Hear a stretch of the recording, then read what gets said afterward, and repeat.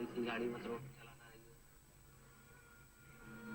घर को फिर मारपीट के पीछे लेके आ जा रहे थे बारी बारी से, जुनैल में और राम सिंह। बाकी बाद में अक्षय वगैरह ये सब गए थे।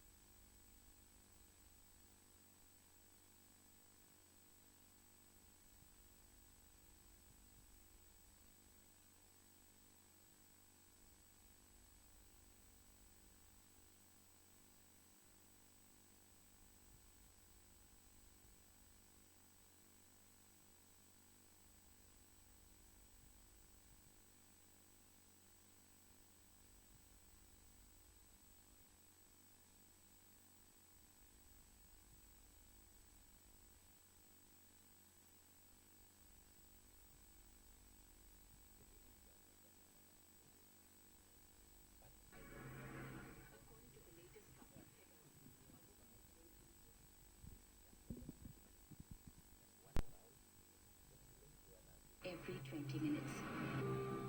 लड़की चिल्ला रही है, बचाओ बचाओ, भाई की आ रही थी, गाड़ी मत रोक, चलाता रहिए। हमारे को फिर मारपीट के पीछे लेके आ जा रहे थे बारी बारी से, जुनैल और राम सिंह। बाकी बाद में अक्षय वगैरह ये सब गए थे।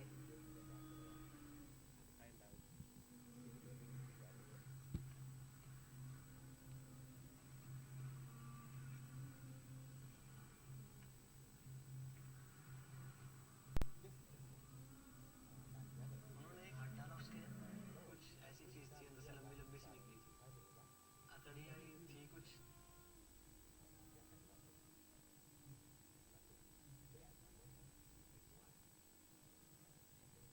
उन्होंने बोला मर गई, इसे फेंको जल्दी नीचे। ये पहले तो उन्होंने पीछे से कोशिश करी, पीछे का दरवाजा नहीं खुला, उसे आगे उठा कर लाए, नीचे फेंका। Took her on date. In our society, we never allow our girl to come out from the house after 6:30 or 7:30 or 8:30 in the evening with any unknown person. If very important, if very necessary, she should go outside. But she should go with their family members like uncle, father, mother, grandfather, grandmother, etc., etc. So she should not go in night hours with her boyfriend. कोई हादसा होता है, कोई crime होता है तो सीधे लड़की पे अटैक होता है कि इसको बाहर नहीं जाना चाहिए, इतने देर तक नहीं घूमना चाहिए, ये कपड़े नहीं पहनना चाहिए। तो यही गिल्टी अगर लड़कों पे लगाया जाए कि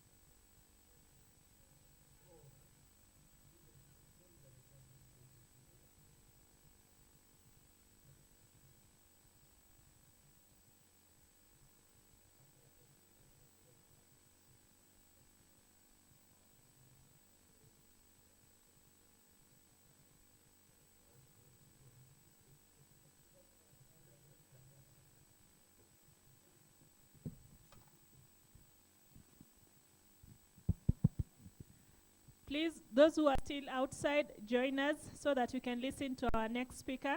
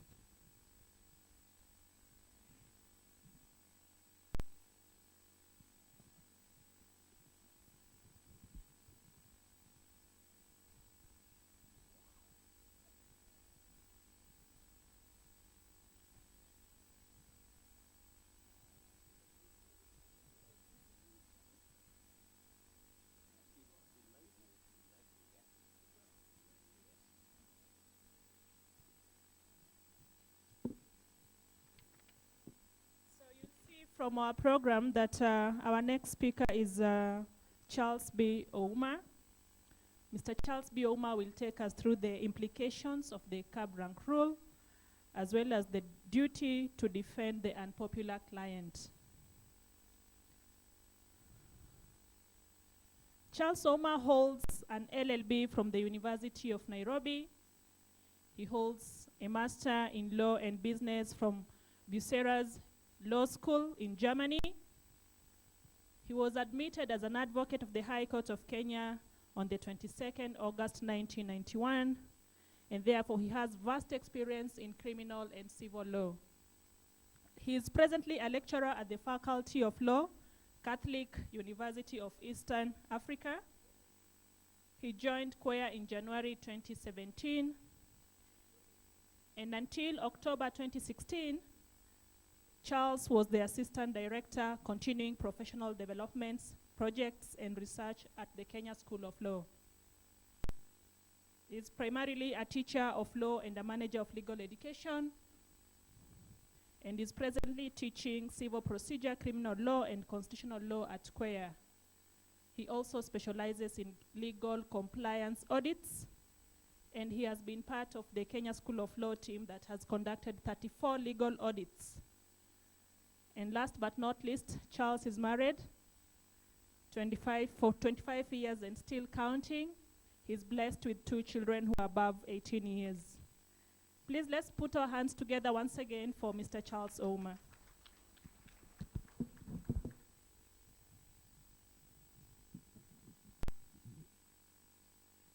Good morning, colleagues. Let me say I consider myself very fortunate to have the opportunity to share with you today.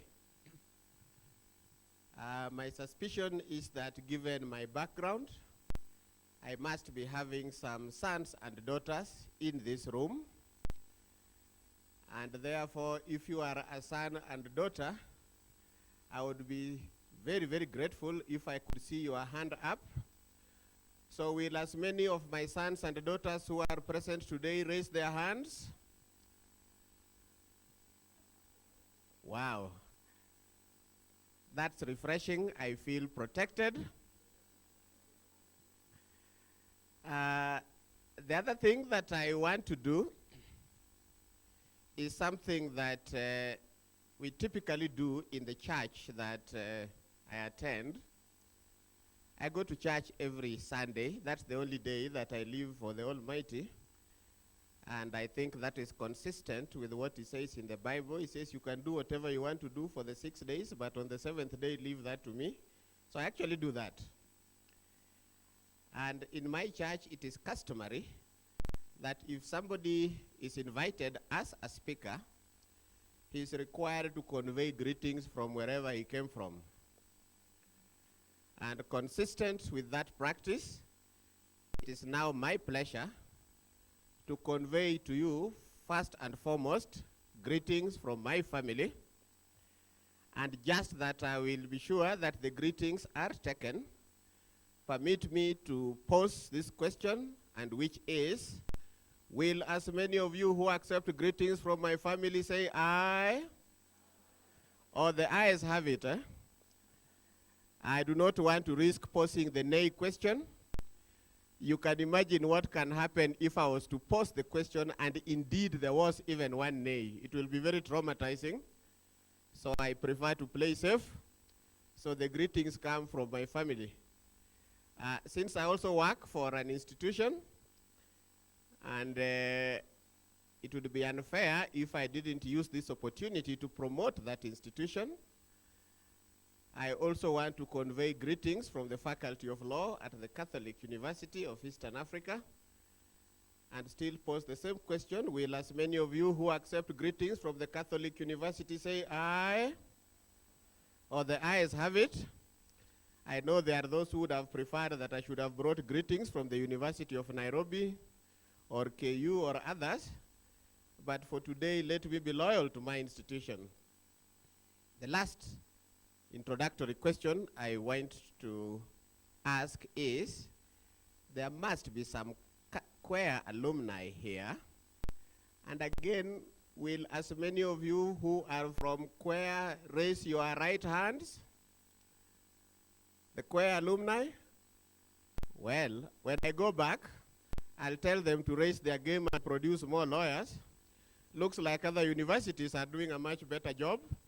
So I'll go there and say, let us admit maybe 500 every semester instead of the 100 that we are presently admitting. So colleagues, I'm here to discuss a topic about something that does not always feature prominently in discussions on professional ethics, or even indeed on professional practice. But we are entering a season of high-octane politics. And one of the interesting things that happens during the political season is that every time there's a politically related dispute, and it ends up either in the court or in any of the tribunals that have been set up for that purpose, if you look at the lineup for lawyers representing the protagonists, it is fairly easy to predict who is likely to represent who in a case. Take the case of presidential elections. If you recall the last presidential election petition by Raila Odinga, if you looked at the lineup of lawyers representing Raila Odinga, there was always a common denominator. And similarly, if you looked at the lineup of lawyers representing President Uhuru Kenyatta, you'd still find a common denominator. Now, under ordinary circumstances, we shouldn't be bothered by who represents who until it becomes apparent that sometimes, and really unfortunately so, the major driver of the choice of representation has got something to do with ethnicity. And then we begin to understand that some of the finest lawyers would shy